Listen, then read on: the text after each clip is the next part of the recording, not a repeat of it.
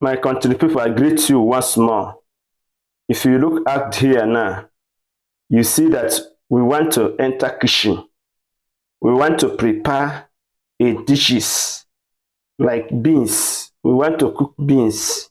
But these are the ingredients we can add it to it and make it so delicious.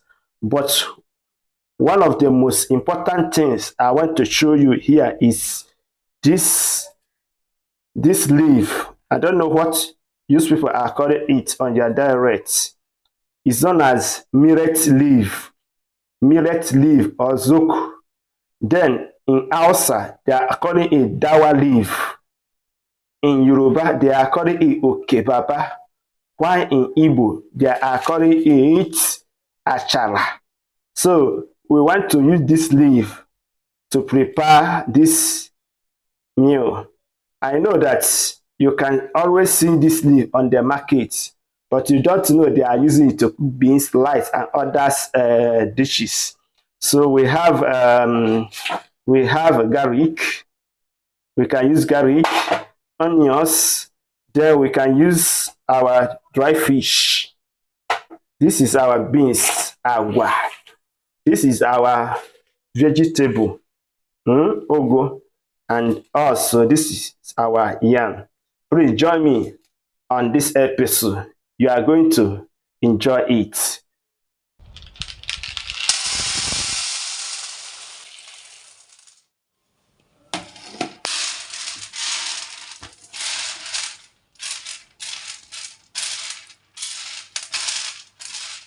Tata ka unu ga-ama mbe na-abụ nke bụ oke, nwoke na nwaanyị onye ka esi nri. Ifunu na agwa ka anyị chọrọ ka anyị gịnị ka anyị sie mmiri ọkụ anyị asụgo.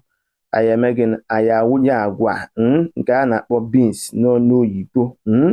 Unu fụkwara na anyị nọ n'ekwu ọkụ ifugorinu anyị ekpuchie ya.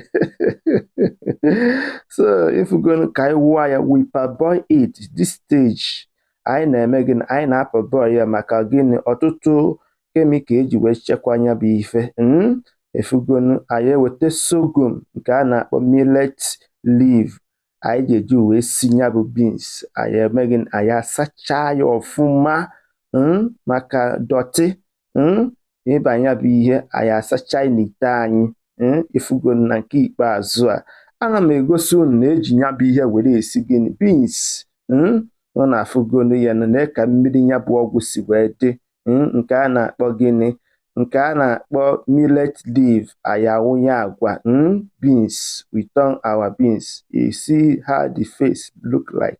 Ọ dị ka ọ na-acha ọbara ọbara. Kpuchie ite. Anyị mee gịnị anyị weta gịnị garlic nke ka ịbụ garlic wunye garlic anyị. Anyị eweta onions wunye onions anyị. Anyị mee gịnị anyị kpuchikwana ya efugonu na nwoke na-ebe ebe nke bụ our yam ji maka na ọjị ka anyị ga-eji wee si ya bụ ihe. Anyị awụnye ji because na oge erugo ihe niile nwe stage by stage eji were etinye ya bụ ihe. Efugonu ya there anyị mee gịnị anyị wepụsịa ahịrị ya sorghum nke a na-akpọ millet leaf. Anyị ewefugo ya maka ọrụgo ọrụ ya. Anyị eme gịnị anyị echekikwana ihe anyị siri. Ifugo na ihe niile asụkogo. Anyị tinye mmanụ Igbo palm oil. We add our palm oil because everything have a stage. Ka esi were esi nri nwe stage by stage. Anyị kpuchie ya. Efugonu na nke ikpeazụ a ha ọchịgogo oriri adago. Anyị mee gịnị anyị kụnye ya n'efere ọchịgogo. Gwa nwoke na nwaanyị ka onye ka were esi nri maka Maazi-UC nọ n'ekwu ọkụ na nke ikpeazụ. Ifugonu na beans anyị eghego ọchịkọrọ iru ya amaka mma ọfụma. Ọ na-atụ akpịrị nke ukwuu. Anyị mee gịnị anyị weta akwụkwọ nri wee mee gịnị garishie ya bụ ihe. Nke na-atụsịsị akpịrị.